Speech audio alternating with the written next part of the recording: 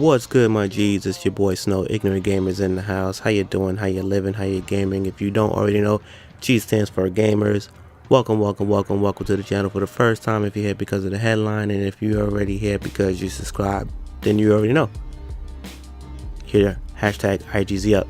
Listen, Overwatch, I'm tired of telling y'all people this is the game that I've been enjoying since its release. This is my personal favorite, my personal vote for my multiplayer of this generation. Number one, this is my favorite. And it's weird because I am a military shooter, and Battlefield 4, as I just played it today, and today meaning August 2018, still feels fantastic, and Battlefield 1 is better than Battlefield 4, but I love Battlefield 4 more than 1, even though 4 launched with crazy. But incidentally, Overwatch did not launch with crazy. Overwatch has been smooth. It's different. It's so team-based. It's the most team-based thing that I've been playing so far. People play their roles. They play it all the way through. And it's just so refreshing to play. And it's like the idea of you buy the game and everything's just unlocked in terms of if there's weapons, quote, quote, or characters, quote, quote, it's just there. Like everything is just there. Everything else is just like visuals. There's no advantage to the game. Either you're nice or you get good. So endorsements is something that's been added to this game that I think will see happen and be copied across the board. And Call of Duty is already stolen from this game for their new Black Ops 4. I got the beta. You guys should check out that video, the Black Ops 4 beta video that I did. But anyway, endorsements is basically when another way to reward good players. And the cool thing about it is you get 3 of these per round, but you don't necessarily have to reward people from your team. And I'm gonna give you the 3 categories, but basically at the end of a match, if someone made some positive contribution, you should definitely let them know. And the best way to let them know is with these endorsements. So the first one is a green one. It's a sportsmanship one. It's positive, respectful. You know what I mean? They had a positive influence in the game. Might not have been the best of everything, but they did something very well. And the second one is a purple one. Good teammate, helpful, effective, communicative. You know what I'm saying? They was part of a highly effective team, and you know what I mean? They got hit with they just had good karma. Then you got the gold one, and that's what we call the shot caller, the leader, the strategist. And that's basically a player who led or executes strategies on the battlefield, and they should earn the shot caller. And when you want to give someone on the other team one, you can only give them sportsmanship. So that's dope. And already, I've done that several times. Like you just see like a Mercy on the other team. I'm a healer. You see a Mercy on the other team, just keeping that team alive. And even if they didn't win, if they just had that push, when you're paying attention to the game, you know who's doing their thing. It's like if there's a Lucio on the other team, like you just know that, yo, why is this dude just not dying? Why is this team not dying? It be the healers, baby. So you gotta show some love, especially when your team ain't doing so well. Another thing about this, you can't abuse it.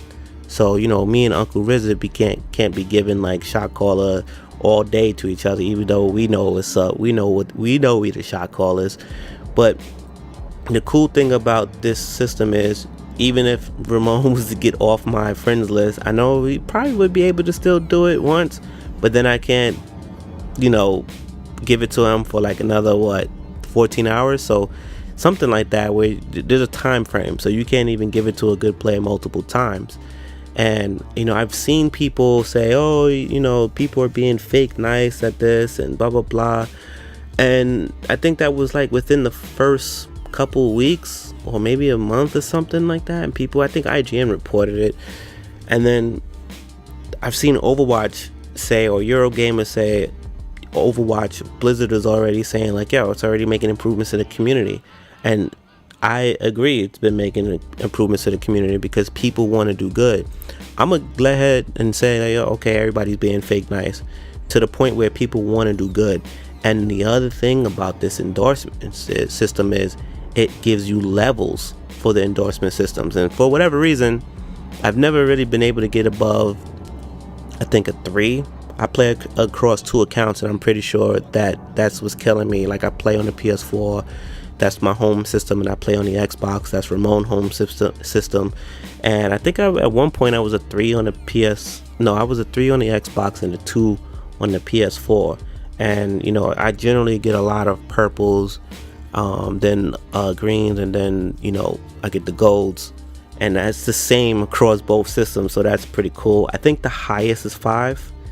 You know what I'm saying? And everybody begins at a 1, and everything you do just impacts the levels when you get them.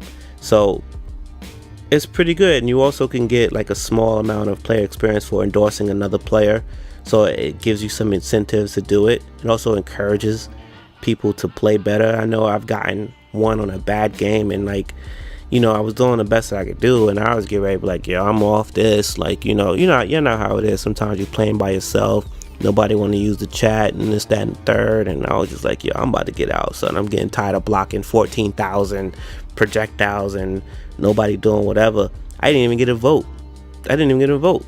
And I got 3 endorsements, 2 purples, and a green. I was just like, all right, cool. The cool thing, right? I was going into the next match and got 2 more greens. And then right before the next match started, I got another green. So I'm like, oh shit, somebody from the other team had to give me 1. You know what I mean? Like, that's crazy.